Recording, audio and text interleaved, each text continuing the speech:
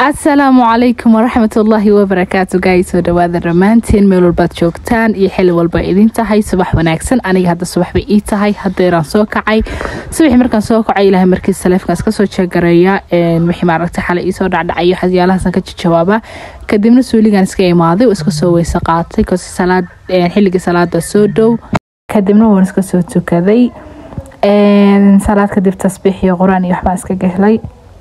كوزو عارفة عن مالنتا هذا مركز بلابيسد إن هذا خير كبلاوديد مالنتا هذا قرآن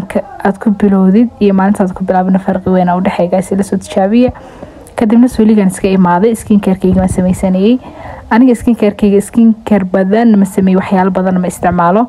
وتجي يقول سنسيتيف حد بمرحلة بصومرة الحمد لله مركز كان كاميرا دي ومرايات كديك تسكو فير kadibna wajiga waxaan ku soo dhaqday scrub oo 3 in 1 ah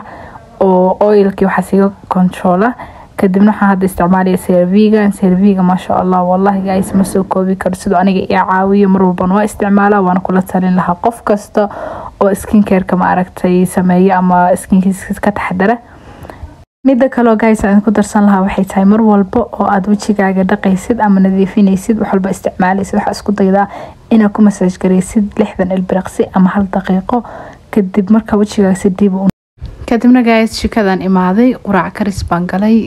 kasreer dhan baa gabar u ahay moogtihiin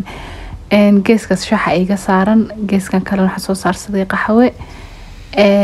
kadibna anjeelan qastay aniga anjeeladeeda subaxii baan qastaa anjeelada habeenkii la qaso oo la qamiiriyo waa nacbahay birtaan sii saarsada kadibna waa qastaa kadibna halkaana kafee samaysan yani qof kaleeto oo markaas u jeeday kafee kadib anjeelo dubo waan galay xaafadeeda quraacda waa muhiim at the same time isku mar lama quraacdo qof xilligu doono quraacda qofna wuxuu doono ku quraacda waxa ugu muhiimsan waa anjeelada waan soo dubayaa so yeah guys I hope inaad maaragtay muuqaalkayga ka hesheen in wanaagahay waqti dheer u dambeeyay waqti dheer u dhaxaysay videogayga u dambeeyay iyo midkan hadda soo galinayo marka waxaan rajaynayaa inaad ka hesheen